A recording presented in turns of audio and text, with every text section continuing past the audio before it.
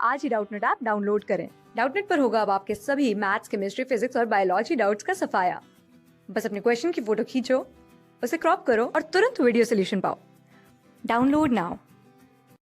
Hello guys, इस video में question देखेंगे जो कि बेस्ड है एम्पियर सर्किटल लॉ पे। ठीक है, तो क्वेश्चन में क्या बोला है, solid metallic cylinder carries A direct current, the magnetic field produced by it exist outside conductor inside the cylinder only, both inside and outside, और नीदर इनसाइड नोर आउटसाइड। ठीक है, तो इन चारों में से कौन सा ऑप्शन करेक्ट है ये हमें बताना है। एक मेटालिक सॉलिड मेटालिक कंडक्टर है, तो जो कंडक्टर है वो कैसे है, सॉलिड मेटालिक कंडक्टर है। ठीक है, अब ये सॉलिड है मतलब करंट हर जगह से यहाँ से पास हो रहा होगा। ठीक है, ये करंट हर जगह से पास हो रहा होगा। अब पूछा है कि सपोज इस कंडक्टर के इनसाइड में कोई पॉइंट है, इस कंडक्टर के इनसाइड कोई पॉइंट है और हमसे पूछा है वहां मैग्नेटिक फील्ड एग्जिस्ट करेगी और आउटसाइड पे करेगी या नहीं। ठीक है, तो इसके लिए क्या करेंगे, हम एम्पियर सर्किटल लॉ लगाएंगे। एम्पियर सर्किटल लॉ क्या कहता है, बी डॉट डी एल, ये वेक्टर होगा close integral of B dot D L is equal to mu naught I. ठीक है, तो अब बी कब जीरो होगा, इसे ऐसे लिख लेते हैं, B D L dot product क्या होता है, कॉस थीटा, तो ये हो गया cos theta is equal to mu naught आई।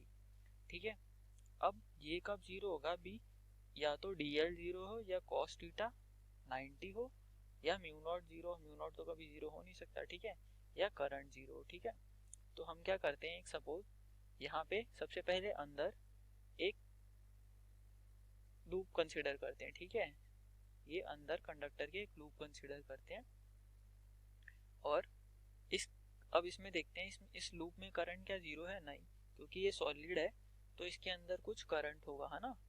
ये सॉलिड सिलेंडर है तो इसके अंदर कुछ करंट होगा, मतलब करंट हमारा जीरो नहीं है, म्यू नॉट तो जीरो है ही नहीं। अब क्या बचा, डीएल। ठीक है, ये सपोज हम डीएल तो जीरो होगा नहीं, डीएल क्या होता है, डीएल होता है करंट की डायरेक्शन में कोई एलिमेंट। तो सपोज ये हमने लूप कंसीडर किया, इतना इस लूप को मैं यहाँ बनाता हूँ। ठीक है, ये हो गया डीएल एलिमेंट। ठीक है, ये हमने ले लिया डीएल और सपोज करंट की डायरेक्शन है ऐसी, तो ये डीएल एलिमेंट हो गया मतलब इसकी डायरेक्शन क्या हो जाएगी, डीएल वेक्टर होता है ना, और उसकी डायरेक्शन क्या होती है, टेंजेंशियल। ठीक है, करंट सर्कुलर रूप में जिस डायरेक्शन में मूव कर रहा होता है उसके टेंजेंशियल, तो डीएल की डायरेक्शन होगा ये। अब क्या बचा, डीएल और बी, मैग्नेटिक फील्ड हमारी वायर्स कैसी मतलब करंट कैसा जा रहा है, ऐसे जा रहा है।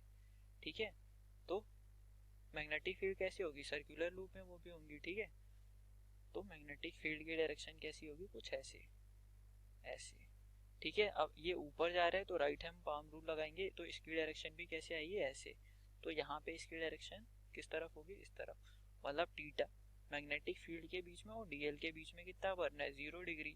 अब कॉस जीरो क्या होता है, 1 होता है, मतलब कॉस थीटा भी हमारा जो है वो जीरो नहीं है और डीएल जीरो नहीं है, तो magnetic field inside the conductor क्या होगी, नॉन जीरो होगी।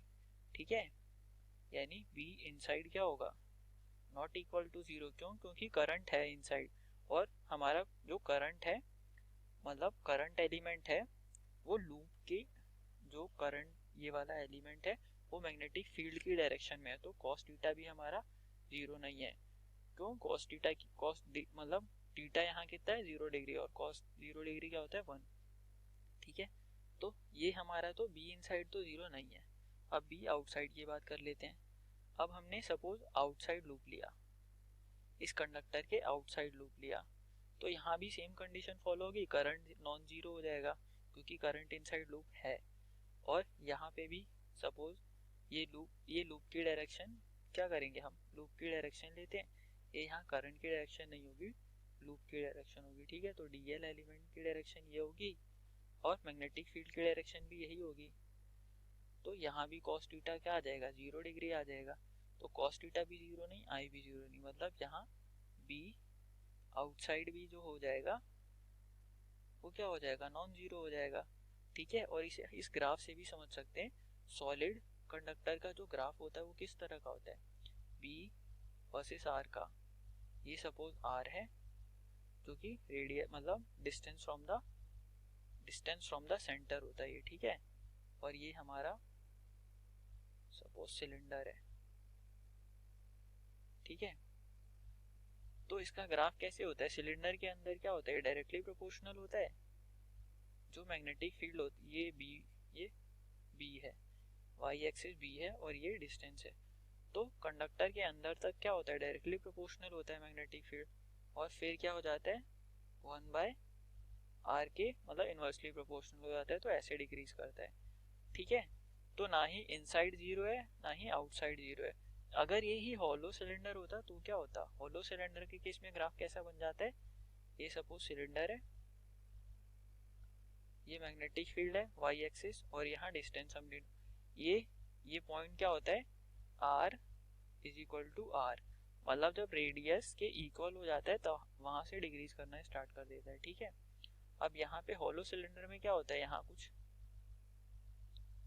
तो ये हॉलो सिलेंडर के केस में क्या होता है, ये ग्राफ मैग्नेटिक फील्ड का कुछ ऐसा बन जाता है, ठीक है। मतलब यहाँ तक तो जीरो होता है और फिर जैसे ही बाहर हम आते हैं तो मैग्नेटिक फील्ड डिक्रीज करने लगती है, एकदम से मैक्सिमम हो जाती है फिर डिक्रीज करने।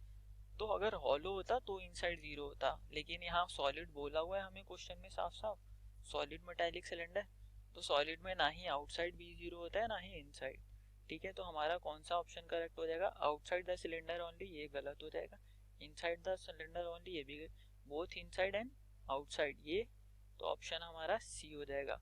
जो सॉलिड मेटालिक कंडक्टर होता है वो मैग्नेटिक फील्ड आउटसाइड भी प्रोड्यूस करता है और इनसाइड भी, ठीक है। तो thank you guys for watching this video.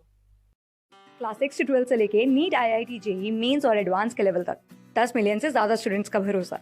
आज ही डाउनलोड करें डाउटनेट ऐप या व्हाट्सएप कीजिए अपने डाउट्स 8400 400 400 पर।